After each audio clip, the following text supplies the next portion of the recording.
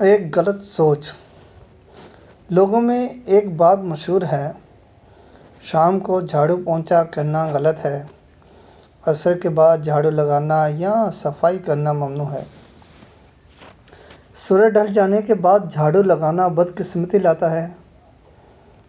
عصر کے بعد یا مغرب سے پہلے اگر گھر کے صحن میں یا اندر جھاڑو لگائی تو تنگ دستی پیدا ہو جائے گی اور رزق میں کمی ہو جائے گی۔ مغرب کی اذان کے بعد جھاڑو لگانے سے گھر میں فاقے شروع ہو جائیں گے۔ یہ ایک باطل عقیدہ ہے۔ اصل شام کے وقت جھاڑو نہ لگانے کے متعلق عقیدہ خالصاً ہندوؤں سے آیا ہے۔ ہندوؤں کے کچھ عقیدے میں آپ کے سامنے بیان کرتا ہوں، باقی فیصلہ آپ کو کرنا ہے۔ عقیدہ نمبر 1، ہندوؤں کا عقیدہ نمبر 1، کیونکہ ہندو دھرم کے مطابق شام کا وقت ان کی لکشمی دیوی کے آنے کا ہوتا ہے، تو سورج ڈل جانے کے بعد جھاڑو لگانے سے لکشمی دیوی ناراض ہو جاتی ہے اور وہ گھر میں نہیں آتی، جس وجہ سے اس گھر والوں کے اوپر بدقسمتی آتی ہے۔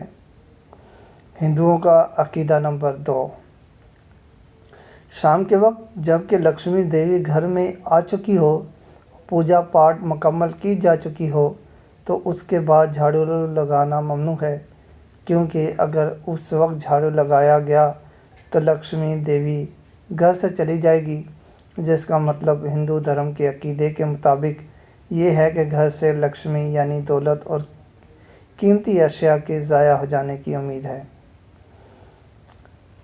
اور ہندوؤں کا عقیدہ نمبر 3، گھر میں جھاڑو پونچھا دن کے وقت کرنا چاہیے۔ شام کو یا رات کو جھاڑو دینے سے گھر میں منفی اثرات یا بری قوتیں داخل ہو جاتی ہیں، اسی لیے کسی کو بھی شام کے وقت جھاڑو دینا منع ہے۔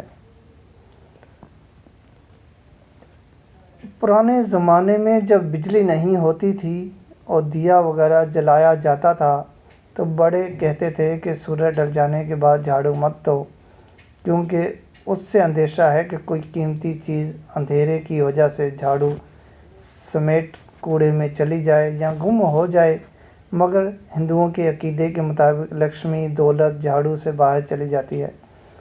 یہ دوسرے نظریے سے دھرمی عقیدہ بھی رکھتا ہے کہ لکشمی دیوی ناراض ہو کر چلی جائے گی، کہ شاید اس دیوی کو دھول مٹی سے کوئی مسئلہ ہے۔ حدیث رسول اللہ صلی اللہ علیہ وآلہ وسلم کا مفہوم ہے، صفائی نصف ایمان ہے، لہٰذا صبح ہو یا شام، رات ہو یا دن، ہر وقت جب صفائی کی ضرورت پڑے تو اسے کرنا چاہیے، یہی اسلام کی منشا ہے۔ حاصل کلام معلوم ہوا کہ اس درج بالا عقیدے کی بنیاد غیر اسلامی ہے اور مسلمانوں کو ایسے عقائد رکھنے سے گریز کرنا چاہیے، کیونکہ ایسے عقائد کی تعلیمات بر صغیر کے مسلمانوں میں ہندوؤں سے آئی ہے، تو ایسی سوچ رکھنا گناہ کا سبب بھی ہوگی۔ اللہ جل جلالہ ہم سب کو غیر اسلامی عقائد سے بچائے اور ہمیں ہدایت دے کہ ہم اپنی اگلی نسلوں تک ایسے عقیدے نہ پہنچائیں۔